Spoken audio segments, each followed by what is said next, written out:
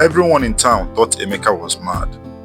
He roamed the streets barefoot, wore torn clothes, and mumbled to himself as he picked bottles from the gutters. Children mocked him, traders chased him away. But what no one knew was that Emeka was not mad at all. He was the only son of Chief Obinna Okav, one of the richest men in Enugu. His father owned estates, companies, and properties across Nigeria. Yet, Emeka lived on the streets, not because he was poor, but because he was searching for something money could never buy: true love. Before we begin this emotional story, please take a second to subscribe and turn on the notification bell so you don't miss more heart-touching stories like this one. Now let's begin. Before the disguise began, Emeka lived in luxury. He had studied abroad, returned home with a degree, and was being prepared to take over his father's empire. He drove flashy cars, wore designer suits, and everyone called him the Golden Son. But inside, Emeka was empty.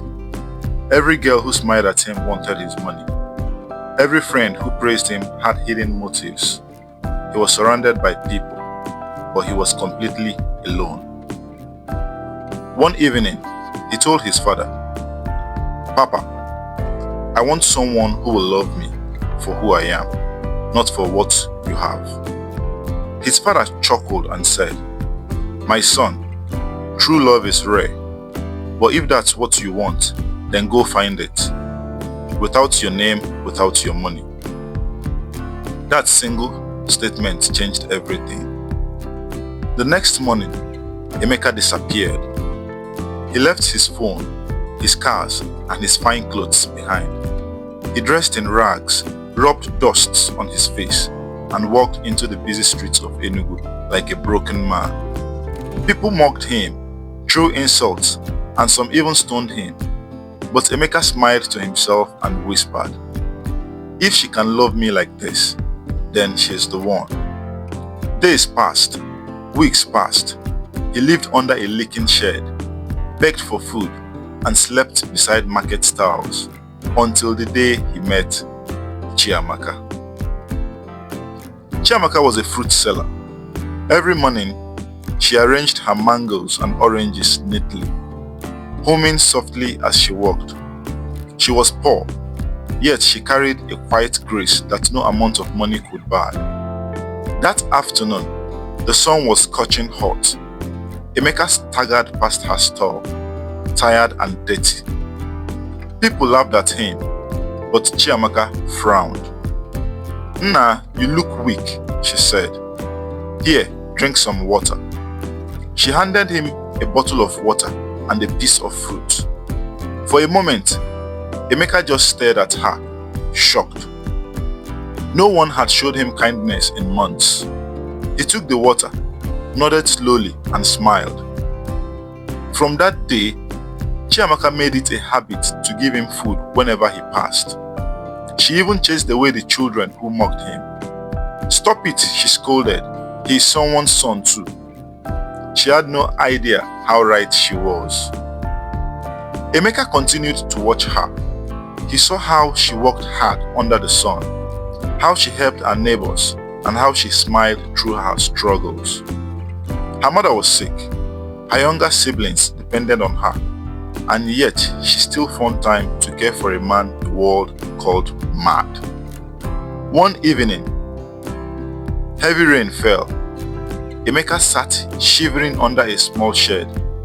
Chiamaka noticed him, ran to his side, and without hesitation, removed her wrapper and covered him. "You will fall sick. Use this," she said.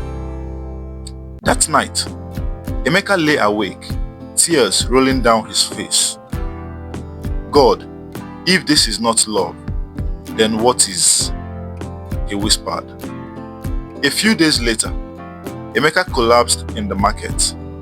He had been pretending for so long that he had not eaten properly in days. People screamed, "The madman don't die, you," and ran away. But Chiamaka did not run. She held him close and shouted for help. When no one came, She carried him with her own hands to a nearby clinic. She used her little savings, money meant for her mother's medicine, to pay his bills. When Emeka woke up the next morning, he saw her sleeping beside his bed. He stared for a long time and whispered, "Even when I had nothing, she gave me everything." Later that day, Emeka's father, who had secretly been watching his son's journey, arrived quietly at the hospital. He had seen everything and he was deeply moved. When Chiamaka went out to buy food, Emeka took a bath, wore new clothes and waited. When she returned, she froze. "Where is the madman?" she asked, frightened. Emeka smiled. "He is standing right in front of you," but he was never mad. Chiamaka stared in disbelief. Who? Who are you?" Emeka took her hand and said gently, "My name is Emeka Obinna Okafor, the only son of Chief Obinna. You gave love to a man you thought had nothing, and because of that, I will never forget you." Just then, the door opened and Chief Obinna walked in. He smiled warmly at Chiamaka. "My daughter," he said, "you have proven that love still exists. You saw value where others saw madness." 2 weeks later, Chiamaka and her family were invited to the Okafor mansion. It was like a dream. Golden chandeliers, servants everywhere, and music playing softly. Then Emeka walked in wearing a white suit. He went down on one knee, brought out a ring, and said, "Chiamaka, when I was nobody, you gave me love. When I was hungry, you fed me. When I was weak, you protected me. I don't want to spend another day without you. Will you marry me?" Tears filled her eyes as she nodded.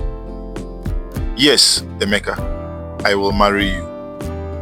Everyone clapped as Chief Obinna smiled proudly. "True love is still alive," he said quietly. Today, people in Enugu still talk about the madman who found love. They say love is blind, but sometimes love sees what others can't. So before you judge anyone by how they look, remember this story, because the poor person you laugh at today might be the one God sent to test your heart. True love does not see riches or status, it only sees the soul.